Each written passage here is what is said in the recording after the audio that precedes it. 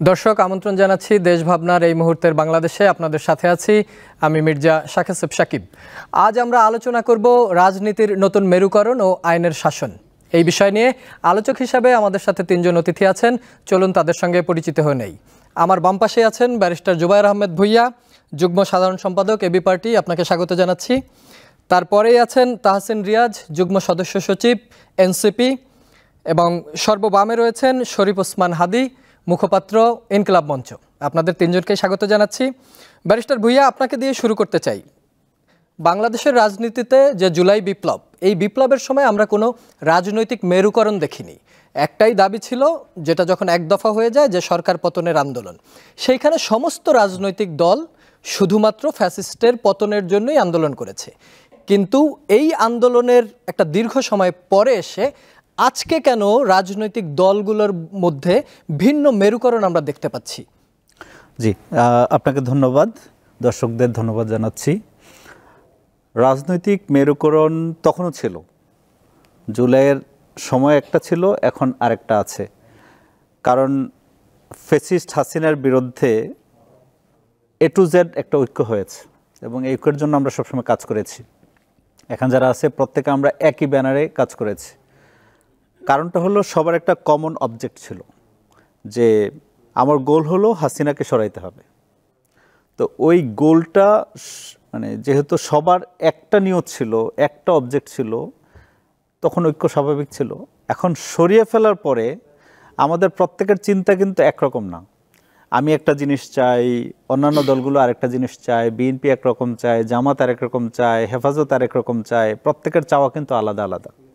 শুধু একটা টার্গেট ছিল, অবজেক্ট ছিল যে হাসিনাকে সরাইতে হবে। সেই জায়গায় আমরা একমত ছিলাম। এখন যখন হাসিনা নাই, দ্য গ্রাউন্ড ইজ ফাঁকা, এখন কিন্তু প্রত্যেকের যেটা চাহিদা আছে, আকাঙ্ক্ষা আছে, টার্গেট আছে, সেটা অ্যাচিভ করার জন্য এখন কম্পিটিশনের মধ্যে আছে। তো এই কম্পিটিশনের জায়গায় কিন্তু এখন আবার মেরুকরণ হবে না। কিন্তু ফ্যাসিজমকে হটানো, ইনসাফ, ন্যায় বিচার, অর্থনৈতিক সমৃদ্ধি, ঘুষ, দুর্নীতি বন্ধ করা, এই পয়েন্টগুলো তো এক। সেই ক্ষেত্রে কেন রাজনৈতিক দলগুলো এক হতে পারছে না? এই পয়েন্টগুলোতে রাজনৈতিক দলগুলো এক হওয়া উচিত। কিছু কিছু জায়গা আছে, এগুলো আমাদের রেড লাইন সেট করা উচিত প্রত্যেকটা জায়গায়, এবং একটা জাতীয় ঐক্যের ভিত্তি তৈরি করা উচিত, যে আমাদের স্বাধীনতার প্রশ্নে, আমাদের দুর্নীতির প্রশ্নে, আমাদের ফ্যাসিবাদ বিরোধী অবস্থানের পক্ষে, আমাদের টর্চারের এগেনস্টে, আইনের শাসনের ব্যাপারে, স্থিতিশীলতার বিষয়ে, এই বিষয়গুলোতে সবসময় আমাদের একটা ঐক্যবদ্ধ অবস্থান থাকা জরুরি। এবং এটার একটা চুক্তিও হইতে পারে প্রত্যেকটা পলিটিক্যাল পার্টির মধ্যে, একটা কিন্তু গ্রেটার একটা অ্যালায়েন্স হইতে পারে, চুক্তি হইতে পারে, একটা সোশ্যাল কমিটমেন্ট, পলিটিক্যাল কমিটমেন্ট আমাদের হওয়া উচিত। এবং এই কারণেই আমরা বলছি জুলাই অভ্যুত্থানের উপর একটা কিন্তু আপনার প্রক্লেমেশন হওয়া জরুরি। এই প্রক্লেমেশনের ভিত্তিতে কিন্তু একটা জাতীয় ঐক্য তৈরি হবে পলিটিক্যাল পার্টিগুলোর মধ্যে, যে মিনিমাম একটা ঐক্য থাকবে, এই কনসেনসাস থাকবে এই বিষয়ে। তো এটা এখনো হয় নাই। সরকার ব্যর্থ, অথবা আমরা রাজনৈতিক দলগুলো ব্যর্থ, আমরা এটা করতে পারিনি। বা এটা করতেই হবে, এটা মাস্ট। এটা যদি না হয় তাহলে আলটিমেটলি আমাদের ভবিষ্যৎ অন্ধকার। আমরা কিন্তু ভবিষ্যতে আরও অনেক কনফ্লিক্টের সম্মুখীন হব যদি আমরা এই রেড লাইনগুলো সেট না করতে পারি। এই ঐক্যমত্যের যে জায়গাগুলো, ফেজগুলো, এগুলো যদি আমরা আইডেন্টিফাই না করতে পারি, তাহলে আমরা বহিঃশত্রুদের মোকাবেলা করতে পারবো না, আধিপত্যবাদকে মোকাবেলা করতে পারবো না, এবং ফেসিবাদকে মোকাবেলা করতে পারবো না। আবারও এই ফেসিবাদ কিন্তু ফিরে আসবে। আমাদের যে স্ট্রাকচারের ফেসিবাদ তৈরি করেছে, এই স্ট্রাকচার কিন্তু আমরা চেঞ্জ করি নাই। যে সংবিধান ফেসিবাদ তৈরি করে, এই সংবিধান কিন্তু আমরা পরিবর্তন করি নাই। তো আমরা কিছু কিছু জায়গায় কিন্তু কনসেনসাস জরুরি। আপনি যেটা বলেছেন, যে আগে যেরকম হাসিনার বিরুদ্ধে একটা ঐকমত্য ছিল, এখনও পলিটিক্যাল পার্টিগুলোর মধ্যে, বিএনপি, জামাত, অন্যান্য দল যেগুলো আছে, প্রত্যেকের মধ্যে কিন্তু একটা কনসেনসাস থাকতে হবে যে আমরা এই জায়গা আছে, এখানে আমরা কোনো কম্প্রোমাইজ করব না, আমরা এই ব্যাপারে একমত থাকব। তাহসিন রিয়াজ, যুগ্ম সদস্য সচিব এনসিপি, আপনারা নাগরিক পার্টি, এখন যেটা রাজনৈতিক পার্টি গঠন করলেন, নাগরিক পার্টিরই আর একটা অংশ, যেটা আমরা জানতে পারছি, যে তারা নতুন করে আর একটা পার্টি করতে চায়। এটা রাজনৈতিক পার্টিও হতে পারে বা সামাজিক পার্টিও হতে পারে। আপনারা এত দ্রুত আন্দোলনের পরে কেন দুই ভাগ হয়ে যাচ্ছেন? ধন্যবাদ যারা আমাকে দেখছেন। আসলে যে প্রশ্নটি আপনি করেছেন, আমি মানে প্রশ্নটা অ্যাঙ্গেলকে যদি আমরা একটু দেখি, যে আসলে দুভাগ হয়ে যাচ্ছি, দেখুন এটি আমরা এভাবে করে আমরা কিন্তু দেখিনি। আমরা যখন জাতীয় নাগরিক কমিটি যখন আপনারা জানবেন যে যখন এর কার্যক্রম শুরু হয়েছিল 55 জন সদস্যকে নিয়ে, আমরা কিন্তু তখনই বলেছিলাম যে এটি এমন একটি ভাইব্রেন্ট প্ল্যাটফর্ম হবে যে ভাইব্রেন্ট প্ল্যাটফর্ম থেকে একাধিক পার্টিও বের হতে পারে। কাজেই মানে এটাকে আমরা খুব আমাদের কাছে অবাক করা আমাদের কাছে এরকম কিছু মনে হয়নি। আমাদের কাছে মনে হয়েছে যে কারো যদি মনে হয় বা কোনো একটি অংশের যদি মনে হয় যে তারা তাদের মতন করে তাদের ভিন্ন কোনো রাজনীতি নিয়ে তারা বাংলাদেশের মানুষের কাছে যাবেন, মানুষের দরজায় কড়া নেড়ে তারা সমর্থন পাবেন, এটিকে জাতীয় নাগরিক পার্টি কিন্তু মানে ভিন্ন চোখে দেখে না। বরং গণতন্ত্রের কিন্তু মানে ভাবাদর্শিক দিকে যদি আমরা তাকাই বা গণতন্ত্রের যদি সৌন্দর্যের কথা আমরা বলি, মানে this is the actual beauty of democracy, যে এখানে ভিন্নতা থাকবে, ভিন্ন মত থাকবে, ভিন্ন গ্রুপ থাকবে এবং প্রত্যেকেরই আলাদা আলাদা রাজনীতি থাকবে। আমরা জাস্ট একটা জায়গায় আমরা অ্যালাইন থাকতে চাই, একটা জায়গায় আমরা ঐক্যবদ্ধ থাকতে চাই, সেটা হচ্ছে যে ফ্যাসিজমের প্রশ্নে আমরা কোনো ধরনের কম্প্রোমাইজ করব না। ফ্যাসিজমের প্রশ্নে আমরা ঐক্যবদ্ধ থেকে ফ্যাসিজমকে একেবারেই ফ্যাসিজমের বিপরীতে অবস্থান নিয়ে যে কোনো অংশ, যে কোনো গ্রুপ, যে কোনো জায়গা থেকে তাদের রাজনৈতিক মতাদর্শ ভাবাদর্শ নিয়ে মানুষের কাছে পৌঁছাতে পারে। কাজে কিন্তু এত স্বল্প সময়ে যদি একই চিন্তা নিয়ে যারা জুলাই বিপ্লব করেছে তাদের মধ্যে যদি একটা পার্টি থেকে আলাদা হয়ে আরেকটা পার্টি রিফর্ম করে, সেটা গণতান্ত্রিক সৌন্দর্য হতে পারে, কিন্তু সাধারণ মানুষের কাছে সেটা অন্য কোনো বার্তা পৌঁছে দেয় কিনা? না, অন্য কোনো বার্তা পৌঁছাচ্ছে না, তো আফটার অল পৌঁছাচ্ছে না। মানে আমি বারবার যেটি বলার চেষ্টা করেছি সেটি হচ্ছে, দেখেন তাদের ভিন্ন মত তো থাকতেই পারে। আপনি একটা পার্টির মধ্যে ছিলেন বা একটা ইনিশিয়েটিভের মধ্যে ছিলেন, ইনফ্যাক্ট আপনারা পার্টির মধ্যেও ছিলেন না। জাতীয় নাগরিক কমিটি একটা রাজনৈতিক উদ্যোগ ছিল, এটা কোনো পার্টি ছিল না। তো উদ্যোগের মানে আমরা যখন দেখি যে কোনো একটা উদ্যোগ তৈরি হয় বা যে কোনো একটা পথ চলা তৈরি হয়, ডেস্টিনেশন তো ডিফারেন্ট হয়ে যেতে পারে। আমরা তো মানে কেউ কমন ডেস্টিনেশনের জায়গায় আমাদের একটাই ছিল, সেটা হচ্ছে যে আমরা নতুন রাজনৈতিক বন্দোবস্তের জায়গায় নিয়ে যেতে চাই বাংলাদেশকে। আমরা ডেস্টিনেশনের জায়গায় একটা জায়গায় আমরা একটা কথাই বলেছি। ইনফ্যাক্ট বাংলাদেশে এখন সবাই ডেস্টিনেশনের জায়গায় কিন্তু একটা কথাই বলছে, যারা নতুন রাজনীতি বাংলাদেশে দেখতে চায়, করতে চায়, সেটি হচ্ছে যে ফ্যাসিবাদ ব্যবস্থার বিলোপ সাধন আমাদেরকে করতে হবে। এবং আপনি দেখেন যে আমাদের এই যে বিপ্লবটি হয়েছে, যে গণঅভ্যুত্থানটি হয়েছে, এই গণঅভ্যুত্থানে আমরা সবসময় এটি বলার চেষ্টা করেছি যে সাধারণ মানুষের আসলে প্রত্যাশা কী ছিল, যে স্পিরিটের উপর এই আন্দোলনটি মানে পরিচালিত হয়েছে। স্পিরিটটা কী ছিল? স্পিরিটটা ছিল সত্যিকার অর্থে একটি নতুন বাংলাদেশ, যেই নতুন বাংলাদেশে পার্টিসিপেশন থাকবে, যে নতুন বাংলাদেশে ভিন্ন মতের সহাবস্থান থাকবে, যেই নতুন বাংলাদেশে পরমত সহিষ্ণুতা থাকবে, যেই ভিন্ন বাংলাদেশের যে কোনো দল, যে কোনো মত তারা তাদের রাজনীতিটুকু করতে পারবে, যেটা বিগত 16 বছরে তারা করতে পারেনি। কাজেই মানে একটা উদ্যোগ থেকে কেউ যদি কারো যদি পথ ভিন্ন হয়, সেই পথ ভিন্নতায় আমাদের কোনো সমস্যা নেই, যদি সেই পথে বাংলাদেশ প্রশ্নে কোনো কম্প্রোমাইজ না থাকে। কাজেই আমরা দেখেছি যে আপনি যাদের কথাই বলছেন তারা তো এই আন্দোলনেরই শক্তি, তারা এই আন্দোলনে তাদের কন্ট্রিবিউশন আছে, তারা এই আন্দোলনে তাদের শ্রম দিয়েছে, তাদের রক্ত ঝরিয়েছে। কাজেই তারা নতুন বার্তা নিয়ে কেন মানুষের কাছে পৌঁছে দিতে পারবে না? বরং জাতীয় নাগরিক কমিটি এই উদারতার পরিচয় দেয়, জাতীয় নাগরিক পার্টি এই উদারতার পরিচয় দিতে চায় যে কেউ তাদের নতুন রাজনীতির জন্য বাংলাদেশে তাদের কার্যক্রম পরিচালনা করতে পারে। এখন মানে এটা ম্যাটার করবে যখন আপনি বাংলাদেশের মানুষের কাছে যাবেন, বাংলাদেশের মানুষের কাছে আপনি আসলে কোন নতুন মেসেজটি নিয়ে যাচ্ছেন। বাংলাদেশের মানুষের কাছে জাতীয় নাগরিক পার্টি, এবি পার্টি, ইনকলাব মঞ্চ প্রত্যেকেরই তো আলাদা নিজস্বতা আছে। সেই নিজস্বতা যদি বাংলাদেশের মানুষ সাদরে আপনার এই নিজস্বতাটাকে গ্রহণ করে, সেখানে তো আমার সমস্যা থাকার কথা না। জাতীয় নাগরিক পার্টি হিসাবে, এবি পার্টি হিসাবে, বিএনপি হিসাবে, জাতীয় পার্টি হিসাবে, অন্য কোনো দল হিসাবে তার সমস্যাটা থাকার কথা না। কেন সমস্যা থাকার কথা না? মেজরিটি যখন আপনাকে সমর্থন দিবে, এটি তো গণতন্ত্র। মেজরিটি যখন আপনাকে হ্যাঁ ভোট দিবে, এটি তো গণতন্ত্র, এটি তো গণতন্ত্রের সৌন্দর্য। কাজে এখানে আমরা কোনো ধরনের সমস্যা দেখি না। শরীফ ওসমান হাদী, আপনার কাছে আসতে চাই। আওয়ামী লীগ নিষিদ্ধের বিষয় নিয়ে গত 2 দিন একদমই সরগরম, এবং আজকে এনসিপিও শাহবাগে সমাবেশ করেছে, আপনারা বেশ কিছু কর্মসূচি নিয়ে মাঠে নেমেছেন। জুলাই বিপ্লবের যে চাওয়া, সেই চাওয়া এবং পাওয়ার সাথে এই কয়েক মাস পরে আপনি কত পার্থক্য দেখছেন? সেই পার্থক্যের পরিমাপটা কিভাবে করছেন? ধন্যবাদ। প্রথমত হলো এটা অত্যন্ত দুঃখজনক কথা যে দেখেন 7 মাস শেষ হতে চলেছে, প্রায় 8 মাসে চলেছে আমাদের জুলাইয়ের। তো যখন আমরা অন্তত একটা দৃশ্যমান বিচার দেখব এই জুলাই গণহত্যার, গত 7 মাসে কিন্তু একটা দৃশ্যমান বিচার জুলাইয়ের শুরু হয় নাই। শাপলা পিলখানা তো প্রশ্নই আসে না, আমরা শুরু করতে পারি নাই। আপনি ভাবেন, ধরেন জোবায়ের ভাই আছেন, ওনারা আরও ভালো বুঝবেন, এই যে একটা ট্রাইব্যুনাল দিয়ে এটাকে করা হচ্ছে, মানে এটা স্পিডেড ট্রাইব্যুনাল না তো, এর চেয়ে মানে ধীর ট্রাইব্যুনাল আর নাই, কারণ এই ট্রাইব্যুনালের সকল এত লজিস্টিক সাপোর্ট কম, তারা সবাই বলেছে। ইভেন আমি যাদেরকে চিনি, এটার সাথে ট্রাইব্যুনালের প্রসিকিউটর আছে, অনেককে চিনি, তারা বলেছে যে ইভেন পুলিশের কাজও অনেক প্রসিকিউটরকে করতে হচ্ছে, কারণ এখানে যে পুলিশ আছে তারাও ক্লান্ত, তারাও এটার সাথে কাজ করে অভ্যস্ত না। তো আপনি ভাবেন যে জুলাই গণহত্যার মতো একটা ব্যাপারে আপনি এইরকম একটা ট্রাইব্যুনাল রেখেছেন, কেন আপনি 10টা ট্রাইব্যুনাল করেন নাই? কেন প্রয়োজনে প্রত্যেকটা বিভাগ ওয়াইজ ট্রাইব্যুনাল করেন নাই? তো যাই হোক, এটা করতে পারে নাই।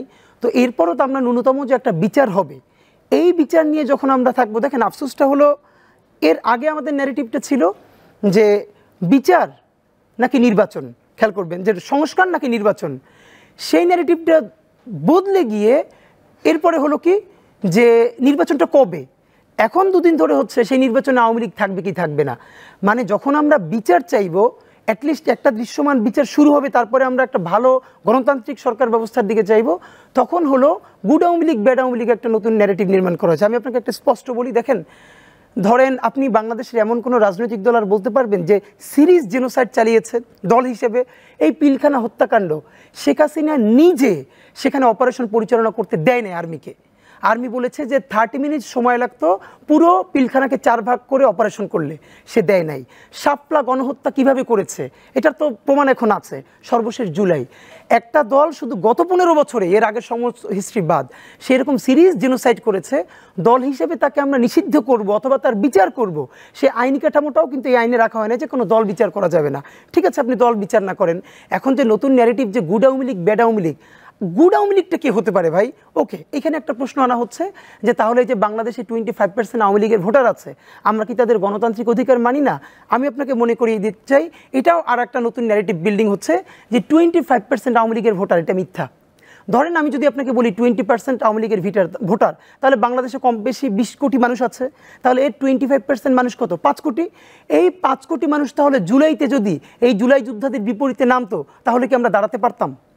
আমি আপনাকে বলি, সর্বোচ্চ বাংলাদেশে আওয়ামী লীগের ভোট আছে এখন 5%, বাকি যে 20% এই গণহত্যার কারণে তারা সবাই আওয়ামী লীগ পরিত্যাগ করেছে। তাহলে এরা যদি ভালো, এদের তো গণতান্ত্রিক অধিকার আমরা স্বীকার করতে হবে, যে কোনো ক্রিমিনাল অফেন্স করে নাই, কারো গায়ে গরম পানি মারে নাই, বাড়ির ছাদ থেকে গুলি করে নাই, তার গণতান্ত্রিক অধিকার তো সে আমার যদি পছন্দের মানুষ নাও হয় এটা দিতে হবে না, যদি সেটা আমি স্বীকার করতে না পারি সেটাও তো আর একটা ফ্যাসিবাদ। কিন্তু এইখানে আমাদের একটা প্রশ্ন হলো, আমরা যেটা বলতে চাই, মিডিয়ার কল্যাণে আমরা এটা বলতে চাই যে এই 25% হোক বা 20% হোক, তাদের গণতান্ত্রিক চর্চার জন্য তারা নতুন দল করুক। মানে কেন তার জেদ ধরতে হবে ইন্টারন্যাশনাল কমিউনিটির সাথে, আওয়ামী লীগ নামেই ফিরতে হবে? কেন নৌকা ব্যালটই থাকতে হবে? আমি আপনাকে বলি, এই নতুন নির্বাচনটা, জাতীয় নির্বাচন যেটাই হোক, ডিসেম্বরে হোক, 2 মাস আগে পরে হোক, এই ব্যালটেও যদি প্রায় 2000 শহীদ, প্রায় 50,000 অন্ধ পঙ্গু, মানে এই ম্যাসাকার, আজকেও আমরা রায়ের বাজার কবরস্থানে গেছি যেখানে বেওয়ারিশ শহীদরা আছে, আপনি নিতে পারবেন না যে এখনও তাদের পরিবাররা এসে ঘোরে, মানে জানে না কোনটা তার সন্তানের কবর। তো এখন পর্যন্ত আমরা ডিএনএ টেস্ট করে একটা শহীদ পরিবারকে তার লাশটা বুঝাই দিতে পারি নাই, তার লাশটা জ্বালাই দেওয়া হয়েছে প্রকাশ্য দিবালোকে। সেইখানে এখনও নৌকো মার্কা যদি ব্যালটে থাকে আর আওয়ামী লীগ থাকে, আমি আপনাকে স্পষ্ট বলে রাখি, বাংলাদেশে বিরোধী দলের রাজনীতি আওয়ামী লীগের থেকে এই দুনিয়া আর কেউ বেশি জানে না। এখন বিএনপিকে কনভিন্স করবার চেষ্টা করা হচ্ছে, দিল্লি থেকে শুরু করে অনেকে প্রেসক্রিপশন দিচ্ছে যে আপনারা কি করেন, আপনারা আওয়ামী লীগকে জাস্ট একটা গুড আওয়ামী লীগকে আপনারা অ্যাকসেপ্ট করেন, ঠিক আছে আপনারা 5-10 বছর ক্ষমতা থাকবেন। আমি আপনাকে দায়িত্ব নিয়ে বলি, বিএনপি অথবা জামাত ইসলামী এই ট্র্যাপে যদি পড়ে, এই দুটোর নাম কেন বললাম, এখন পর্যন্ত আমি পলিটিক্যালি দেখেছি যে বিএনপি জামাত ইসলামী তারা আওয়ামী লীগের বিরুদ্ধে বড় কোনো স্টেটমেন্ট দেয় না এই বর্তমান ইস্যু নিয়ে। এনসিপি পলিটিক্যালি এটার বিরুদ্ধে দাঁড়িয়েছে, তবে সেখানেও আমরা যেটা বলেছি আওয়ামী লীগ নিষিদ্ধকরণ, তারা আরেকটু টেকনিক্যালি বলেছে আওয়ামী লীগের নিবন্ধন বাতিল। টেকনিক্যালি আমি বুঝতে পারি, পলিটিক্যাল কারণে তারা নিবন্ধন বাতিল বলছে। বিএনপি দলীয় স্টেটমেন্ট না দিলেও বিএনপির একজন নেতা এক এক রকম করে হয়েছে। দেখেন, এটাও আমরা বুঝি বিএনপি একটা বড় দল, সুতরাং সে অনেক জায়গা থেকে অনেক ধরনের রোল প্লে করবে, এটাও ঠিক আছে। কিন্তু আমি আপনাকে বলি, বিএনপি শুধু বিএনপির যারা স্থায়ী কমিটির সদস্য সেটাই কিন্তু বিএনপি না। ধরেন আমি ছোট মানুষ, আমি বলি গত 5-7 বছরে বিএনপির এমন কোনো মহাসমাবেশ নাই যেটাতে আমি যোগ দেই নাই, বা আমার পরিবার, ইভেন আমার ওয়াইফকে পর্যন্ত নিয়ে সে পর্দা করে। কেন? কারণ আমি মনে করেছি ফ্যাসিবাদ বিরোধী সংগ্রামে বিএনপি আমাদের একটা বড় জায়গা। এর মানে আমি তো বিএনপির কর্মী না। এই বিএনপির কর্মী না হয়েও যারা খালেদা জিয়াকে ভালোবাসে স্বাধীনতা সার্বভৌমত্বের জন্য, আপনি তাদেরকে ইন্টারভিউ করে দেখেন, 99.99% তারা বলবে আওয়ামী লীগের বিরুদ্ধে বিএনপিকে স্পষ্ট অবস্থান নিতে হবে। আপনি জামাতে ইন্টারভিউ করেন, ইভেন জামাতের আমির সাহেব যখন বলেছিলেন প্রথম দিকে, যদিও সেটা অনেকটা আক্ষরিক অর্থ নাকি ছিল না, পরে ব্যাখ্যা করেছে যে একটা ক্ষমা করে দেওয়ার প্রশ্ন, যে আমরা ক্ষমা করে দিব, তখন আপনি খেয়াল করেছেন যে জামাতের মধ্যে মানুষ কি পরিমাণ রিয়েক্ট করেছে, বলেছে কে আপনাকে অধিকার দিয়েছে ক্ষমা করবার, আপনি কি শহীদ পরিবারকে জিজ্ঞেস করেছেন? তো আমি আপনাকে যেটা বলতে চাই যে আমাদের স্পষ্ট দাবি যে আওয়ামী লীগকে নিষিদ্ধ করার ব্যাপারে আমাদের একটা জাতীয় বৃহত্তর ঐক্যমত্যে পৌঁছাতে হবে। তবে হ্যাঁ, আমরা যত কথা বলি, যদি বৃহত্তর রাজনৈতিক সমঝোতা তৈরি না হয় এটা কঠিন হবে। যেমন জোবায়ের ভাই বলছিলেন, যে আপনি নিজেও বলছিলেন যে আমরা কেন বিভাজিত হয়ে গেলাম। দেখেন, যে কোনো অভ্যুত্থানের পরে যে যার পলিটিক্স করবে, এটা বাস্তবতা, যে যার ঘর গুছাবে, ঘরে ফিরবে, কিন্তু বৃহত্তর স্বার্থে আমাদের একটা বৃহত্তর কমিটমেন্ট থাকতে হবে। যেমন এটা কিন্তু একটা গুড সাইন, আপনি খেয়াল করেছেন কিনা, আমরা কিন্তু এই নাগরিক পার্টি বিএনপির বিরুদ্ধে বলছে, বিএনপি অমুকের বিরুদ্ধে, জামাতের বিরুদ্ধে বলছে, এতদের সত্ত্বেও বাংলাদেশে এই গত 6 মাসে দুবার ভারত বড় করে আগ্রাসন চালাতে চেয়েছে সীমান্তে। বিএনপি, জামাত, এনসিপি সবাই মিলে কিভাবে বাংলাদেশের পক্ষে দাঁড়িয়েছে, সীমান্ত সন্ত্রাসের বিরুদ্ধে দাঁড়িয়েছে। এই বাংলাদেশ তো আমরা দেখতে চাই। হ্যাঁ, এখন আমরা যেটা চাই, এই বিএনপিকে, এই জামাতকে, এই এনসিপিকে জুলাইয়ের রাজনীতি করতে বাধ্য করতে, যে ভাই আপনারা নিজেরা প্রচুর ঝগড়া করবেন, প্রচুর কম্পিটিশন করবেন, কিন্তু এটার ভূমিটা হবে জুলাইয়ের রাজনীতি। আমারও যুক্তি এই জায়গাটাতে, জুলাইতে যেহেতু সব দল এক হয়ে আন্দোলন করেছে, তাহলে দেশের প্রশ্নে কেন সবাই এক হতে পারবে না? আমি আপনার কাছে ফিরবো। ব্যারিস্টার ভূঁইয়া, বাংলাদেশের রাজনীতিতে জামাতকে নিষিদ্ধ করার একটা মেরুকরণ হয়েছিল। এখনকার এই রাজনীতিতে আওয়ামী লীগের যে নিষিদ্ধকরণের প্রক্রিয়া বা নিষিদ্ধকরণের চাওয়া, এটা আসলে কতটুকু যৌক্তিক এবং আইনি প্রক্রিয়া কতটুকু সম্ভব? জি, আমরা মনে করি যে আওয়ামী লীগকে নিষিদ্ধ এমনি একটা ঘোষণার মাধ্যমে করা হোক, এটা আমরা চাই না। আওয়ামী লীগকে বিচারের সম্মুখীন করতে হবে, তাদেরকে এখানে ইম্পিউনিটি যাতে না দেওয়া হয়, তাদের প্রত্যেককে বিচারের সম্মুখীন করতে হবে, এবং দল হিসাবে আওয়ামী লীগ যে ভূমিকা রেখেছে সেটার দায়ভারও গ্রহণ করতে হবে। যদি আইনে যে সংস্কার করা দরকার আওয়ামী লীগকে বিচার করবার জন্য, সেই সংস্কারও আমাদের করতে হবে। এবং এই বিচার করবার জন্য যে মেকানিজম এই সরকার নিয়েছে, এটা খুবই অপ্রতুল। এখন একটা বেঞ্চ কাজ করছে, এই ট্রাইব্যুনালের আন্ডারে 10টা বেঞ্চ হইতে পারে, 20টা বেঞ্চ হইতে পারে, তারা একসাথে কাজ করা উচিত। জাজ যদি না থাকে, তাহলে অ্যাডভোকেটদের থেকে জাজ নিয়োগ করে সেটা চালানো দরকার। এগুলো মানুষ, যারা 1500 মানুষ এখানে জীবন দিয়েছে, এখানে প্রায় 20,000 আহত ব্যক্তি আছে, এমনি সারা 15 বছরে যে পরিমাণ মানুষ সাফার করেছে, আমরাও ভিকটিম ছিলাম, ট্রমাটাইজ যে পরিমাণ মানুষ আছে, তারা কেউই আওয়ামী লীগকে এভাবে ঘোরাফেরা করতে দেখতে চায় না। এবং কোনো হিসাব নিকাশ ছাড়া আওয়ামী লীগের লায়াবিলিটি এনশিওর করার আগেই আওয়ামী লীগকে নির্বাচনে নিয়ে যাবেন, ইনক্লুসিভ পলিটিক্স করবেন, মানে সব কিছু এত উদার হবেন, এত টলারেন্ট হবেন, এটা মানুষ দেখতে চায় না। কারণ মানুষের একটা ভেঞ্জিয়েন্স আছে মনের মধ্যে, রিভেঞ্জ একটা মানসিকতা আছে। এটা যদি রেট্রিবিউশন না হয়, এটার যদি মানুষের যে জিঘাংসা আছে, বিচার যদি আপনি না করেন, সে কিন্তু অন্যভাবে বিচার করে নিবে। তখন মব কালচার তৈরি হবে, মব জাস্টিস তৈরি হবে, আপনি কিন্তু এগুলো বেশি দেখবেন তখন। কারণ রাষ্ট্র যখন বিচার করবে না, তখন আমি মনে করবো যে আমার বিচার করতে হবে। এই যে অ্যানার্কি তৈরি হবে, এটা তো সামলাইতে পারবেন না। আমরা চাই না যে আওয়ামী লীগের এই যে 20%, 25%-এর ধারণা, বা 30-35% ভোট ব্যাংক বলে, দ্যাট ইজ ভোট, এটা যে কোনো দিকে সুইং করতে পারে। বাট বেসিকলি বাংলাদেশের কত পার্সেন্ট লোক আওয়ামী লীগের সক্রিয় রাজনীতি করে, যারা এই ধরনের পারপেট্রেটর হিসেবে কাজ করেছে, যারা ক্রিমিনালিটির সাথে জড়িত ছিল, যারা ভায়োলেন্স করেছে, যারা হত্যা, গুম, খুন এগুলোর সাথে জড়িত ছিল, সেই অংশটাও তো খুব ছোট না। 45,000 তো আমাদের যে ডাটা বা পত্রপত্রিকায় আমরা দেখি, 45,000 তো ভারতেই পালিয়ে আছে। 3% ম্যাক্সিমাম। আওয়ামী লীগ 3%-এর বেশি তো অবশ্যই হবে না, অন্যান্য দল আরও কম অ্যাক্টিভ জনশক্তি। সো আমরা 3%-এর আলাপ করতে হবে। এখানে পুরো 30-40% যখন আলাপ করবেন, এটা একটা বাবল, আপনি তখন এটার বিচারই করতে পারবেন না। আপনি যখন দেখবেন দিস ইজ 3% অনলি, তাদেরকে যদি আপনি বিচারের সম্মুখীন করেন, আওয়ামী লীগকে যারা ভোট দিয়েছে তাদেরকে তো আমরা বিচার চাই না, ভোট যে কেউ দিতে পারে, যে কাউকে দিতে পারে, কিন্তু যারা ফেসিবাদকে ক্যারি আউট করেছে, ফেসিবাদের জন্য লড়াই করেছে, সংগ্রাম করেছে, এটাকে এস্টাবলিশ করেছে, ইমপ্লিমেন্ট করেছে, তাদেরকে তো বিচারের সম্মুখীন করতে হবে। এবং তাদের যদি বিচার করা সম্ভব, এরপর বিচারের পরে তাদের শাস্তি কী হবে সেটা নিয়ে আমরা আলোচনা করতে পারি। তখন আমরা ইনক্লুসিভ হব কি না, তখন তাদেরকে কোন শর্তে রাজনীতি করতে দিব এবং তাদের কোথায় আন্ডারটেকিং নিয়ে তাদের রাজনীতি করতে হবে, সেই পর্যায়টা এখন আসে নাই। এখন যদি এই আলাপগুলো আসে সেটা অনাকাঙ্ক্ষিত। 3টা ইলেকশন আওয়ামী লীগ জাতিকে করতে দেয় নাই। 3টা ইলেকশন অন্তত আওয়ামী লীগকে বার করা উচিত, ব্যান করা উচিত। এরপরে আমরা আলাপ করবো যে আওয়ামী লীগ কবে পলিটিক্স করতে পারবে। আর আওয়ামী লীগ, আমরা চাই না যে আওয়ামী লীগের যে জনশক্তি আছে তারা একদম বাংলাদেশ থেকে বেরিয়ে যাবে। মানে হাসিনা যেরকম বলেছে যে খালেদা জিয়াকে একদম রাওয়ালপিন্ডি পাঠিয়ে দিতে হবে, এই ধরনের মতামত আমাদের নাই। আওয়ামী লীগের লোকজন বাংলাদেশেই থাকবে। অপরাধী যারা, তাদের অপরাধের বিচার হবে, হয় তারা জেলে থাকবে, জেল খেটে বের হবে, অথবা ক্ষমা চাইবে, রাষ্ট্র ক্ষমা করে দিতে পারে, সাধারণ ক্ষমাও ঘোষণা করতে পারে। কিন্তু সাধারণ ক্ষমার পরিস্থিতিটা কখন আসবে? হয় আপনি মাপ চাইবেন আগে আগে, আপনাকে মাফ করে দেওয়া হবে। আপনি যদি মাপ না যান, আপনাকে শাস্তি দেওয়া হবে, আপনি তখনও মাপ চাইতে পারবেন, প্রেসিডেন্টের শিয়াল ক্ষমা চাইতে পারবেন। কিন্তু আপনি কোনো প্রক্রিয়া ছাড়াই হোলসেল আপনি এখানে ইনক্লুসিভ রাজনীতির আলাপ তুলবেন, টলারেন্স পলিটিক্সের কথা বলবেন, 20% 25% ফুলাইয়া ফাপাইয়া আমাদের সামনে একটা বড় ভয় তৈরি করে দিবেন যে এখানে বড় ধরনের সিভিল ওয়ার হবে, এই হবে, সেই হবে। এগুলো ভয় দেখে আমাদের লাভ নাই। আমরা, আমাদের চোখখান খোলা আছে, আমরা জানি কত পার্সেন্ট লোক আওয়ামী লীগ করেছে এবং আওয়ামী লীগের আবার কত পার্সেন্ট লোকজন এই ধরনের মানে কর্মকাণ্ডের সাথে জড়িত ছিল। যারা আওয়ামী লীগের যারা নিষ্ক্রিয় ছিল তারাও কিন্তু বাধা দেয় না আওয়ামী লীগকে। সো তাদেরও কিন্তু দায় আছে, তাদেরও কিছু কনসিকুয়েন্স আছে। তারা আপাতত চুপ থাকবে, এটাই কনসিকুয়েন্স, যতক্ষণে বিচার হয়। বিচারের পরে আমরা সিদ্ধান্ত নিব, জাতি সিদ্ধান্ত নিবে। আমরা আমাদের দল থেকে যেটা দাবি জানিয়েছি যে এই বিচারটা কীরকম হওয়া উচিত, আওয়ামী লীগের ব্যাপারে কী ডিসিশন নেওয়া উচিত, এটা জনগণের বক্তব্য শোনা উচিত, শুধু আমার বাংলাদেশ পার্টি বা এনসিপির বক্তব্য না। আমরা বলেছি যে কনগ্রেশনাল মডেলের একটা হিয়ারিং হওয়া উচিত বা সিনেট মডেলের একটা হিয়ারিং হওয়া উচিত। মানুষ আসবে, বলবে আওয়ামী লীগকে তারা কিভাবে বিচার করতে চায়, আওয়ামী লীগের ব্যাপারে তারা কী সিদ্ধান্ত নিতে চায়। আপনি মানুষের যখন কনসেনসাস পাবেন, তাদের বক্তব্য পাবেন, তখন যে ডিসিশন নেবেন সেই ডিসিশনের উপর আপনি বেস করতে পারবেন এবং সরকার যে ডিসিশন নেবে এটার উপর টিকে থাকতে পারবে, সরকার শক্তি পাবে।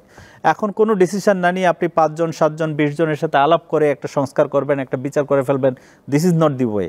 আমরা চাচ্ছি যে পুরো জাতি আওয়ামী লীগের ব্যাপারে কী ডিসিশন নেয় সেটা আপনাদের তদন্তের মাধ্যমে, আপনাদের শুনানির মাধ্যমে উঠে আসুক এবং তখন আপনার ট্রুথ, রিকনসিলিয়েশন, জবাবদিহিতা, মাপ চাওয়া, এগুলোর প্রশ্ন আসবে।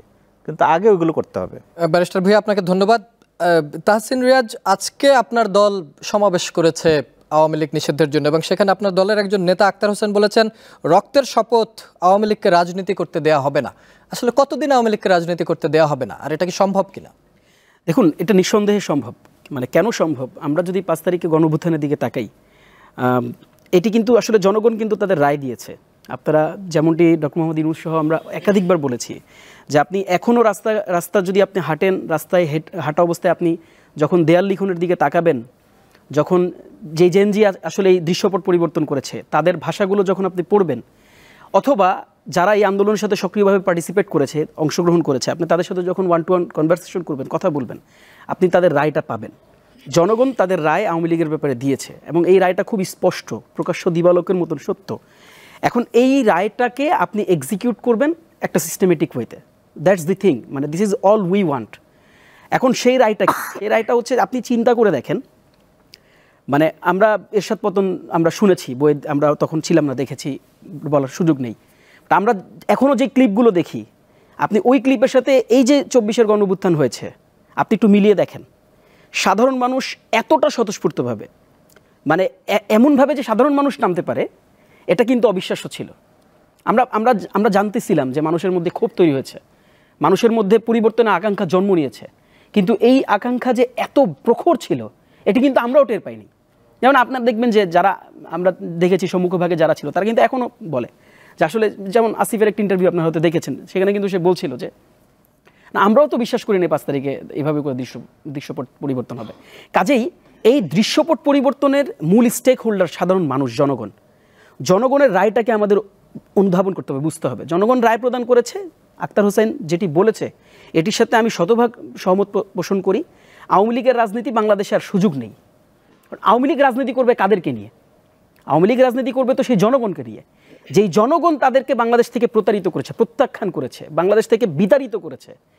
বাংলাদেশের আনাচে কোনাচে আপনি দেখেন তো এখন পর্যন্ত এখন পর্যন্ত কোনো বাসা বাড়ি থেকে কি আওয়ামী লীগের লোকজন স্বতঃস্ফূর্তভাবে উকি মারতে পারছে কিনা? সত্যিকার মানে ভাষাটা হচ্ছে পারছে না। ওই ইফতারির 5 মিনিট আগে 50 জনকে নিয়ে মিছিল করা, সেই মিছিল যে পরিমাণ টাকা তারা লোপাট করেছে বাংলাদেশ থেকে, $240 বিলিয়ন, সেই টাকা দিয়ে এই ধরনের 50 জন লোককে এখন পর্যন্ত কিনে মিছিল করানো সম্ভব। কিন্তু বাংলাদেশের রাজনীতিতে সাধারণ মানুষের কাছে গিয়ে মানে ভোট চাওয়ার যে রাজনীতি, সেই রাজনীতি বাংলাদেশে আওয়ামী লীগের সুযোগ নেই। কাজেই মানে এটা আমাদেরকে বুঝতে হবে যে দেখেন আমরা কেন, ওই যে হাদি ভাই যেমনটা বলছিলেন, যে দেখেন আমরা কিন্তু পুরোটাই আমরা একটা প্রক্রিয়ার মধ্যে দিয়ে এই পুরো কার্যক্রমটাকে আমরা দেখার চেষ্টা করেছি। জাতীয় নাগরিক কমিটি কিন্তু খুব মোটা দাগে বেশ কিছু কথা বলেছে। প্রথমত তারা ডক্টর মোহাম্মদ ইউনূসের বক্তব্যকে প্রত্যাখ্যান করেছে। এই ক্লিয়ার প্রত্যাখ্যানের মাধ্যমে কিন্তু যেই পার্টি স্ট্যান্ড এনসিপির, এই পার্টি স্ট্যান্ড কিন্তু জাতির কাছে খুব পরিষ্কার একটি মেসেজ। ডক্টর মোহাম্মদ ইউনূসকে যারা এনে বসিয়েছে, জি, তারাই এখন আবার ডক্টর মোহাম্মদ ইউনূসের কোন মানে সুনির্দিষ্ট অংশের বিরোধিতা করছে। স্বাভাবিক। এখন এটাই কি গণতান্ত্রিক সৌন্দর্য, নাকি তাদের সাথে স্বার্থের কোনো দ্বন্দ্ব তৈরি? না, এখানে স্বার্থের কোনো দ্বন্দ্ব তো অবভিয়াসলি নেই, বরং এটাকে আমরা ডেমোক্রেসির সৌন্দর্যই বলতে পারি। মানে ডক্টর ইউনূসকে দেখেন, আমরা সাইকোলজিটা কেমন, ডক্টর ইউনূসকে ছাত্ররা, যেমন ডক্টর ইউনূস বলেছে যে আমাকে রিক্রুট করেছে ছাত্ররা, এখন ডক্টর ইউনূসকে ছাত্র রিক্রুট করেছে বলে আগত সময়গুলোতে কখনো ডক্টর মোহাম্মদ ইউনূস ভুল করতে পারবে না এমন তো না, বা সে ভুলের ঊর্ধ্বেও চলে গেছে ব্যাপারটা এমন না। অথবা ডক্টর মোহাম্মদ ইউনূসকে ছাত্ররা বসিয়েছে বলে ডক্টর মোহাম্মদ ইউনূস কোনো ভুল করলে সেই ভুল ধরা যাবে না, ব্যাপারটা এমন না। বরং এটি কিন্তু রাজনীতির সৌন্দর্য। আপনি যে জনগণের কাছে যে আপনি অ্যাকাউন্টেবল, নাহিদ ইসলামরা, আক্তার হোসেনরা যে জনগণের কাছে তাদেরকে যে দাঁড়াতে হয়, জনগণের কাছে যে তাদেরকে কিছুদিনের মধ্যে যেতে হবে, এটি তারা অনুধাবন করেছে বলেই কিন্তু তারা ওই বক্তব্যকে প্রত্যাখ্যান করেছে। এবং পাশাপাশি দেখুন, আমরা কিন্তু একটি কথা বলেছি যে আওয়ামী লীগকে, যেটি হাদি ভাই বলছিলেন যে আওয়ামী লীগের প্রতীক, নৌকা প্রতীক এই আগামী ইলেকশনে থাকবে, এটি আমরা অ্যাটলিস্ট যারা অভ্যুত্থানের শক্তি, আমরা অ্যাটলিস্ট বেঁচে থাকতে তো আমরা এটি হতে দিব না। এখন আমরা কি বললেই এটা হতে দিব না এরকম হয়ে যাবে না, ব্যাপারটা এরকম না। যেটি বলেছি, আপনি কানেক্ট করে আসেন, ডটগুলো কানেক্ট করেন। 5 তারিখ এই রায়টা প্রদান করা হয়েছে। আবার আরেকটি দিকে আমরা যদি একটু দেখি, আমরা কিন্তু একটা শব্দ বারবার বলেছি, দেখুন নির্বাহী আদেশে কিন্তু আমরা 5 তারিখের পূর্বে জামাত ইসলামীকে নিষিদ্ধ হতে দেখিনি। আমরা তো দেখেছি, আমরা অসংখ্য দলকে নির্বাহী আদেশে নিষিদ্ধ হতে দেখিনি। নির্বাহী আদেশে কোনো ধরনের দল নিষিদ্ধের ব্যাপারে আমরা বলেছি যে এটি সঠিক প্রক্রিয়া না, এটা একটা প্রক্রিয়া। এই প্রক্রিয়াটিও কিন্তু আমরা ধারণ করতে পারি, গ্রহণ করতে পারি, সেটার মতামত দিচ্ছি না। আমি একটা কনস্ট্রাকটিভ ডিসকাশনের মধ্যে দিয়ে নিয়ে যেতে চাচ্ছি আলোচনাটাকে। তাহলে কি প্রক্রিয়া হতে পারে? আমরা বলেছি বিচারিক প্রক্রিয়ার মাধ্যমে এটি করতে হবে।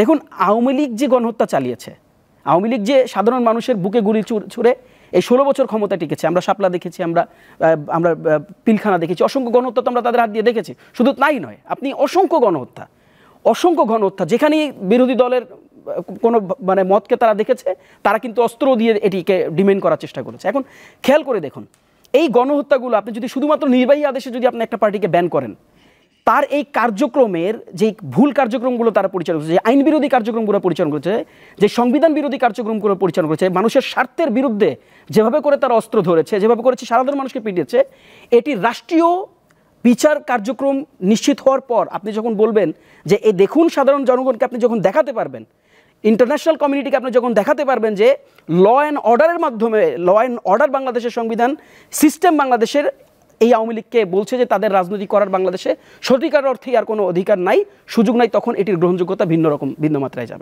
আমি এই জায়গাটাতে শরীফ ওসমান হাদি, যে কোনো কিছুর তো একটা আইনি প্রক্রিয়া আছে। ধরেন আওয়ামী লীগ অপরাধ করেছে, আওয়ামী লীগ অন্যায় করেছে, আওয়ামী লীগ হত্যা করেছে, এটা তো একটা আইনি প্রক্রিয়ার মধ্য দিয়ে হবে। কিন্তু আপনারা কি সেই সুযোগটা দিচ্ছেন বা সেই সময়টা দিচ্ছেন, নাকি তার আগেই আপনারা শাহবাগে দাঁড়িয়ে যাচ্ছেন, রাজুতে দাঁড়িয়ে যাচ্ছেন, বিভিন্ন জায়গায় দাঁড়িয়ে যাচ্ছেন? এবং আপনারা বিশেষ করে ইনকলাব মঞ্চ, আমরা দেখি যে আপনারা তুলনামূলক অন্যের চাইতে একটু অ্যাগ্রেসিভভাবে আপনাদের কার্যক্রম পরিচালনা করেন, এবং আপনাদের বেশ কিছু স্লোগান ও ব্র্যান্ড হয়েছে। এই বিষয়টা যদি একটু ব্যাখ্যা করেন। বলি যে ধরেন ফ্যাসিবাদের বিরুদ্ধে দাঁড়িয়ে আমি আবার যদি ফ্যাসিবাদী কথাই বলি, এটা তো ইনসাফ হলো না। আমাদের লড়াইটা আসলে ইনসাফের লড়াই। যে আমার শত্রু, তারাও আমি তার ন্যায্য পাওনাটা বুঝাই দিতে চাই, সে যদি আমার শত্রু হয়। আপনাকে আমি মনে করিয়ে দিই, ধরেন আপনি যদি আমাকে, ইভেন আপনি তো আমাকে জিজ্ঞেস করছেন যে এই আওয়ামী লীগ নিষিদ্ধ হবে কি হবে না, এটা তো আসলে একটা, আমি মনে করছি আমি ওভার রেটেড হিসেবে আপনি আমাকে প্রশ্ন করছেন। এই উত্তর দেওয়ার তো আমার কোনো এখতিয়ার নাই। ধরেন এই জুলাই যুদ্ধে আমি একজন যোদ্ধা, ওকে, আমার বাবা মা ভাই বোন কেউ কি শহীদ হয়েছে? প্রায় 2000 শহীদের মধ্যে আমার বাবা মা ভাই বোন কিন্তু নাই। আপনি বলতে পারবেন আমার কি হাত, আমি পঙ্গু হয়েছি, আমি অন্ধ হয়েছি? 20,000-এর বেশি মানুষ অন্ধ আর পঙ্গু হয়েছে, যারা এখনও হসপিটালে কাতরাচ্ছে, জাতিসংঘের আবাসিক কার্যালয়ে কিছুদিন আগে একটা টিম এসেছিল নির্বাচন প্রক্রিয়া নিয়ে কথা বলতে। তারা জুলাইয়ের তরুণ নেতৃত্বের সাথে কথা বলতে চেয়েছিল, সেখানে 5-6 জন ছিল, আমিও সেখানে আমন্ত্রিত ছিলাম। তো তারা যখন এই আওয়ামী লীগ প্রশ্নই এনেছে এবং কথা বলেছে, তখন আমি তাদেরকে একটা উত্তর দিয়েছিলাম। আমি বলেছিলাম যে দেখো, এই প্রশ্ন যে তুমি আমাকে করছো, তোমাদের আবাসিক কার্যালয়ে অনেক ভালো খাবার দাবার আছে, এসি রুমে পশ একটা এনভায়রনমেন্ট, আমরা এখানে বসছি উত্তর দিচ্ছি, এইখান থেকে তুমি এক্স্যাক্ট উত্তরটা পাবা না। তুমি যদি রিয়েলি তুমি সিম্প্যাথেটিক হও, তাহলে তুমি কাজ করো। প্রায় 2000 শহীদ আছে বাংলাদেশে, তার বাড়িতে যাও। এমন রিক্সা পুলের আছে 4টা সন্তান রেখে শহীদ হয়ে গেছে। আজকেও গেছি, তার মায়ের সাথে দেখা হয়েছে। মাহিন ট্রাক চালক, রায়ের বাজার বা বদ্ধভূমির ওখানে, সে যখন শহীদ হয় ট্রাক চালক, তার একটা সন্তান আছে, আর যখন শহীদ হয় তখন তার ওয়াইফের 7 মাসের অন্তঃসত্ত্বা।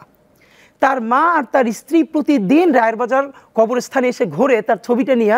সে এটুকুন জানে যে এই 130 লাশের মধ্যে তার সন্তানটা, তার স্বামীটা আছে, কিন্তু কোনটা সে জানে না। সে কবরটা ছুঁয়ে দোয়া করতে চায়। তো আমি বলেছি, তোমরা যদি রিয়েল সিনারিওটা জানতে চাও, তাহলে সেই অন্ধ মানুষগুলোর কাছে যাও, পঙ্গু মানুষগুলোর কাছে যাও, শহীদ পরিবার, এই রিক্সাওয়ালার সন্তানের কাছে যাও। এই তো ধরেন, আমরা এখানে স্টুডিওতে বসে একটা ফয়সালা দিয়ে দিলাম নিষিদ্ধ করবো কিনা, আমরা যমুনায় বসে ফয়সালা দিলাম। এই যমুনার মানুষ কি কেউ অন্ধপঙ্গু হয়েছে? কেউ কি শহীদ হয়েছে? আমি যত কথা বলি, আমার বাপ মা মারা যায় না, আমার সন্তান মারা যায় নাই। যে মানুষটা দেখেছে, এখনো ছবি দেখে অসুস্থ হয়ে যায়। আমরা লাল জুলাই অনুষ্ঠান করেছি 16ই ডিসেম্বর শাহবাগে, আমরা এখন অসুস্থ হয়ে যাই চিন্তা করলে। আমরা সারা রাত সাজিয়েছি। শহীদ নাফিসের একটা বড় ছবি, রিক্সায় যে ওর লাশটা পড়ে আছে, জানেন ফজরের পর কি গিয়ে দেখি, আমরা সবাই গিয়ে দেখি শহীদ নাফিসের মা সেখানে হাজির, তার ছেলের ছবিটা নিষিদ্ধ পড়েছে। আমরা তাকে চিনি না, দেখি সে ফজরের পরে এসে তার ছেলের ছবিটা মুছছে ওড়না দিয়ে আর কাঁদতেছে। আপনি এরকম 1 লক্ষ ঘটনা, মানে এটা বলার মতো না। তা আমরা কি এখন পর্যন্ত, আপনি বলেন তো, আমরা কি সেই শহীদ পরিবারগুলো নিয়ে আমাদের যমুনায়, আমাদের সংসদে বা কোথাও আমরা একবার বসেছি? আমাদের প্রধান উপদেষ্টা, সরকারের প্রধান কাজ কি? আওয়ামী লীগ নিষিদ্ধ হবে কি হবে না, তার প্রধান স্টেক হোল্ডার, তার প্রধান সিদ্ধান্ত দেবে শহীদ পরিবার। যেই শহীদের রক্তে এই সরকারের বৈধতা দিয়েছে, এই সরকারের ম্যান্ডেট কি? জুলাইয়ের রক্ত, জুলাইয়ের শহীদ। তো আওয়ামী লীগ নিষিদ্ধ করার প্রশ্নে আপনি শহীদ পরিবারের সাথে বসবেন না? শত শত মানুষ অন্ধ হয়ে গেছে, পঙ্গু হয়ে গেছে, আপনি তাদের সাথে একবার বসবেন না?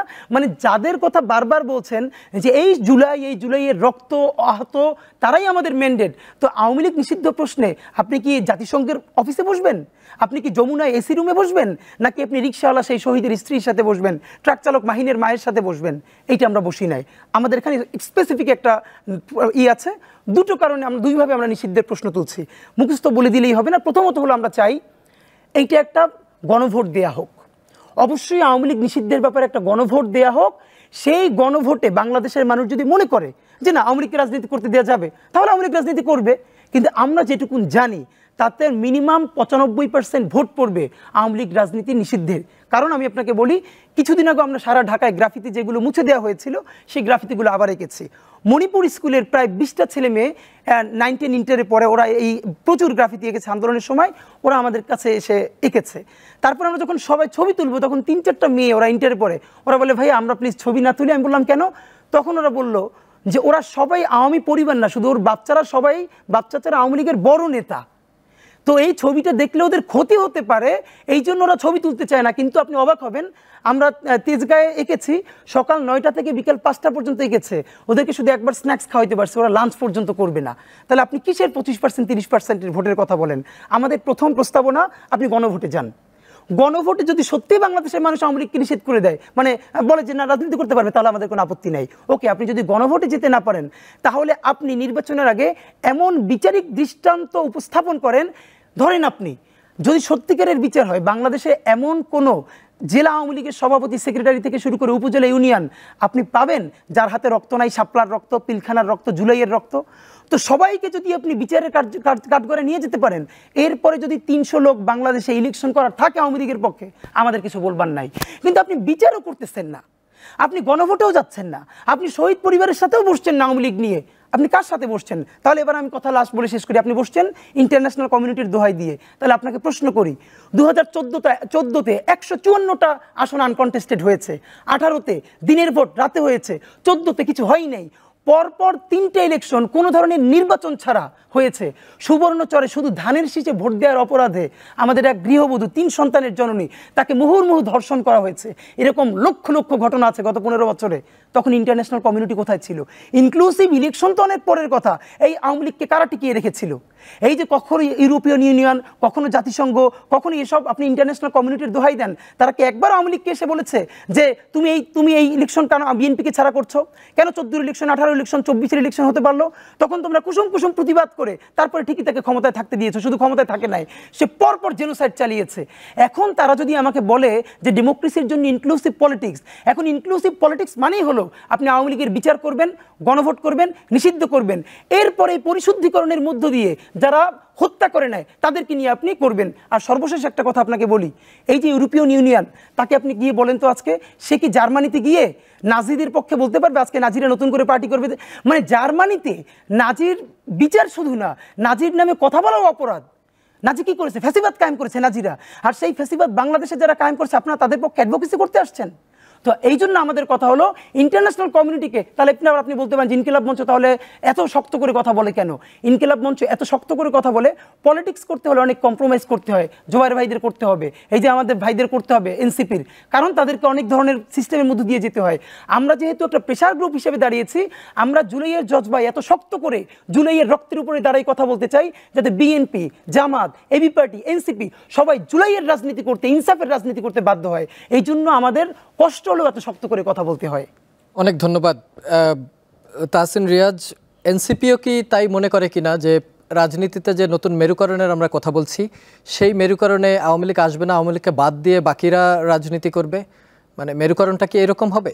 দেখুন, এই বিষয়টা স্পষ্ট। মেরুকরণের প্রসঙ্গটা কেমন, আমরা বারবারই একটা ব্যাপার পরিষ্কার ভাষায় বলেছি। বাংলাদেশে কিন্তু আপনি দেখবেন যে অন্য সকল রাজনৈতিক দল যখন, যেমনটা হাদি ভাই বলছিলেন, ওই শব্দটাই আমি নিতে চাই, যখন আওয়ামী লীগের প্রশ্নে খুব কুসুম কুসুম একটা অবস্থানের মধ্যে ছিল, এনসিপি কিন্তু ডে ফার্স্ট থেকে আওয়ামী লীগের বিরুদ্ধে কিন্তু অবস্থান নিয়েছে এবং আওয়ামী লীগের রাজনীতির বিরুদ্ধে অবস্থান নিয়েছে, আওয়ামী লীগের দলীয় কার্যক্রমের বিরুদ্ধে অবস্থান নিয়েছে, তাদের ভোটে পার্টিসিপেশনের বিরুদ্ধে তারা অবস্থান নিয়েছে। কেন অবস্থান নিয়েছে? কারণ আমরা সবসময় বলেছি বাংলাদেশে এখন মানে অসম্ভব রকম মেরুকরণের মধ্যে দিয়ে যেতে পারে।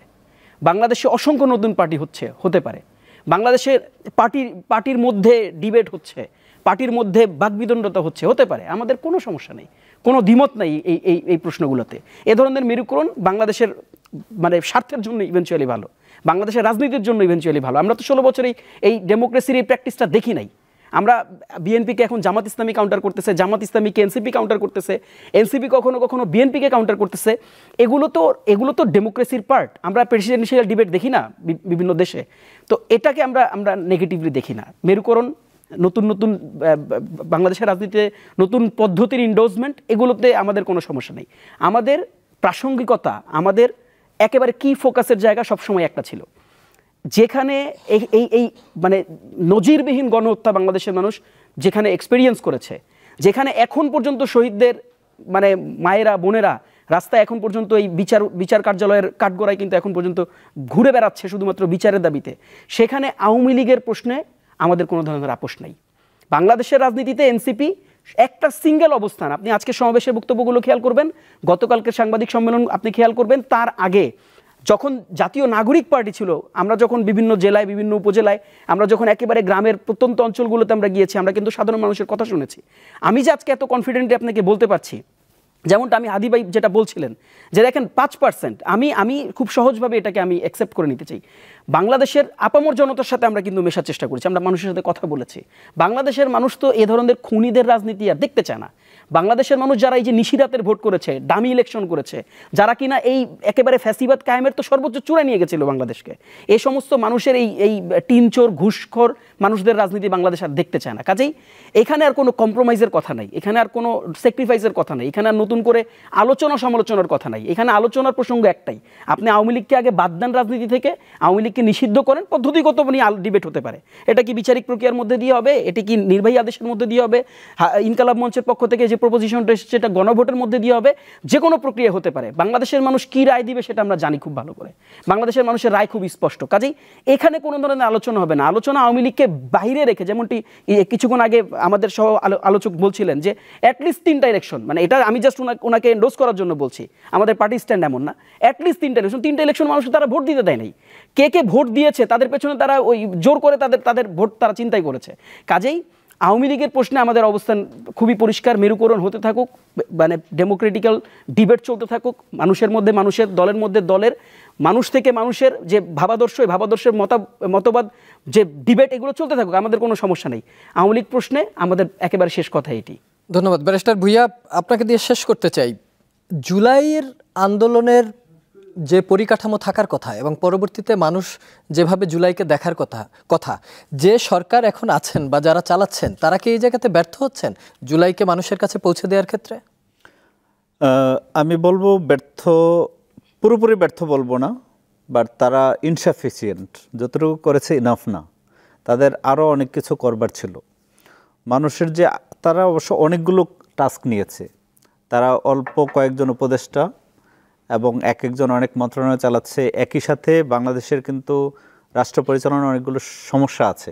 অর্থনৈতিক সমস্যা, একটা বিপর্যস্ত অর্থনীতি ছিল, সেটাকে গড়ে তোলা, আবার ব্যাংকিং ব্যবস্থা, বাজার ব্যবস্থাপনা, আইনশৃঙ্খলা, একটা পুলিশ একদম ধ্বংসপ্রাপ্ত পুলিশ পেয়েছে, আপনার ধরেন গোয়েন্দা সংস্থা থেকে শুরু করে প্রত্যেকটা জায়গা, রাজনৈতিক কাঠামো, বিচার ব্যবস্থা সবগুলো ভেঙে পড়েছে। তো প্রত্যেকটা জায়গায় কিন্তু এই সরকারকে হাত দিতে হচ্ছে। এবং একই সাথে আবার বিচার, তারপর হলো আপনার মানুষের যে প্রত্যাশা, আওয়ামী লীগের যারা সন্ত্রাসী আছে তারা এখনও দেশে আছে, তাদের যে চোরাগোপ্তা যে মানে আপনার সন্ত্রাসী কার্যকলাপ আছে, রেইপ আছে, এগুলোর সাথে তাদের সংশ্লিষ্টতা আছে। এই সরকারকে ব্যর্থ করবার জন্য অনেক উদ্যোগও আছে। এই সবগুলো একসাথে সেটেল করতে গিয়ে তারা সামলাতে পারছে না। তো তাদের উচিত তাদের সরকারের পরিসরকে আরও বড় করা, লোকাল গভর্নমেন্ট এখন ফাংশনিং না, লোকাল গভর্নমেন্টের একটা ব্যবস্থা করা। এগুলো যদি না হয় তাহলে তো তারা ফাংশন করতে পারবে না। আপনি এই সরকারকে কিন্তু একটা নিয়মতান্ত্রিক সরকারের সাথে তুলনা করতে পারবেন না। অনেক উইক গভর্নমেন্ট, যদিও তাদের সাপোর্ট বেশি আছে, কিন্তু তারা ফাংশন করবে, তাদের লিমিটেশন আছে। এখন এই সরকার কি টাইম ফোকাসড করছে না টাস্ক ফোকাসড করছে, কিভাবে কাজ করছে, এটা নিয়ে আমাদের সন্দেহ আছে। আমাদের প্রত্যাশা অনেক বেশি, কিন্তু এই সরকারের সামর্থ্য কম। এই সীমিত সামর্থ্য দিয়ে তাদের সামর্থ্য বাড়ানোর কোনো সমস্যা নাই, কিন্তু তারা কেন সামর্থ্য বাড়ায় না ওটা আমরা জানি না। তারা কেন জাজ নিয়োগ দেয় না জানি না, তারা কেন ইনভেস্টিগেটর নিয়োগ দেয় না জানি না, তারা কেন পুলিশ আরও বেশি নিয়োগ দেয় না আমরা জানি না, তারা কেন আরও উপদেষ্টা বাড়ায় না তাও জানি না। এই সরকার কিন্তু আরও মেসিভ ওয়েতে আরেকটু এনহ্যান্সড হয়ে তারা কিন্তু এই জনদাবি যেগুলো আছে এগুলো প্রত্যাশা পূরণ করার সামর্থ্য তাদের অর্জন করা উচিত, এবং সেটা করা উচিত, এবং সংস্কারও হওয়া উচিত। কিন্তু এখন যেটা বলছে, আপনি যেটা বলছেন যে আসলে তারা ব্যর্থ কিনা, আমি বলবো যে পুরোপুরি ব্যর্থ না, চেষ্টা করছে, কিন্তু তাদের সামর্থ্যের লিমিটেশন আছে। আমরা মনে করি উইথ দ্য টাইম এই সরকার আস্তে আস্তে তাদের সামর্থ্য, তাদের শক্তি অনুভব করতে পারছে, এবং অচিরেই তারা তাদের শক্তি ইমপ্লিমেন্ট করতে পারবে। এখন যে সংস্কার কমিশনগুলো যে রিপোর্টগুলো তৈরি করেছে, মতামত নিয়েছে, রাজনৈতিক দলের সাথে বসছে, আমাদের সাথে বসা শুরু হয়েছে, আবার আমরা বসবো, 2 দফা বসেছি। আমাদের অপিনিয়ন যখন পাবে তখন তারা একটা কনসলিডেটেড অবস্থায় আসতে পারবে, এবং তখন তারা ডিসিশন ইমপ্লিমেন্ট করতে পারবে। যেহেতু তাদের কোনো কনসেনসাসের ভিত্তিতে ডিসিশন নেওয়ার পরিবেশ তখনও হয় নাই, এখনও হয় নাই, এই কারণে তারা অনেক কিছু ইমপ্লিমেন্ট করতে পারছে না। কিন্তু I think after 3 weeks 4 weeks এই গভর্নমেন্ট আরও এফিশিয়েন্টলি কাজ করতে পারবে, তাদের অলরেডি একটা সেটেল অবস্থান থাকবে, সেটা সে ইমপ্লিমেন্টেশনে যাইতে পারবে। ব্যারিস্টার ভাই অনেক ধন্যবাদ। শরীফ ওসমান হাদি, ছোট্ট করে আপনাকে দিয়ে শেষ করব। আপনাদের অনেকগুলো স্লোগান আছে যেগুলো আমরা দেখি যে সোশ্যাল মিডিয়াতে প্রচুর, এবং আপনি স্লোগানগুলো ধরেন, কোথা থেকে পান এই স্লোগান? আসলে পাই রাজপথ থেকেই, এটি হলো সবচেয়ে বড় কথা। রাজপথের থেকে বড় তো পাঠশালা নাই। আমরা যেটা খেয়াল করেছি যে আমরা যেভাবে বলি, গণমানুষ এটাকে খুবই ভিতর থেকে নেয়। এই জন্য আমরা ওই যে আগে যেটা ছিল যে সুশীল সুশীল কঠিন শব্দ করে বলা, এটা না করে আপমর জনসাধারণের যে শব্দগুলো, যেমন জান দেব জুলাই দিব না, এরকম এই স্লোগানটা এখন মানুষের মধ্যে প্রচুর যাচ্ছে। আমরা আসলে এস্থেটিক করবার নিয়ত না করে মানুষের হৃদয়ে ঢুকবার চেষ্টা করি। আমি মনে করি হৃদয় জয় করবার চেয়ে বড় এস্থেটিক্স আর দুনিয়ায় নাই। এই জন্যই হয়তো মানুষ এগুলো আপন করে নিচ্ছে। আপনাদের তিনজনকেই অসংখ্য ধন্যবাদ আজকের আমাদের এই আলোচনায় অংশগ্রহণ করার জন্য। আবার হয়তো এখানেই অন্য কোনো বিষয় নিয়ে দেখা হবে, সে পর্যন্ত ভালো থাকবেন। দর্শক, এই ছিল আজকের দেশ ভাবনা। রাজনীতিতে মেরুকরণ হোক বা না হোক, বাংলাদেশের রাজনীতিতে আওয়ামী লীগ নিষিদ্ধ হবে কি হবে না এটা ভবিষ্যতেই বোঝা যাবে, কিন্তু দেশের প্রশ্নে, স্বাধীনতার প্রশ্নে, ইনসাফের প্রশ্নে আমরা সবাই এক থাকব, একটা সম্মিলিত বাংলাদেশ দেখব, সেই আশাবাদ ব্যক্ত করে শেষ করছি আজকের দেশ ভাবনা। যারা এতক্ষণ ছিলেন আমাদের সঙ্গে, সবাইকে ধন্যবাদ।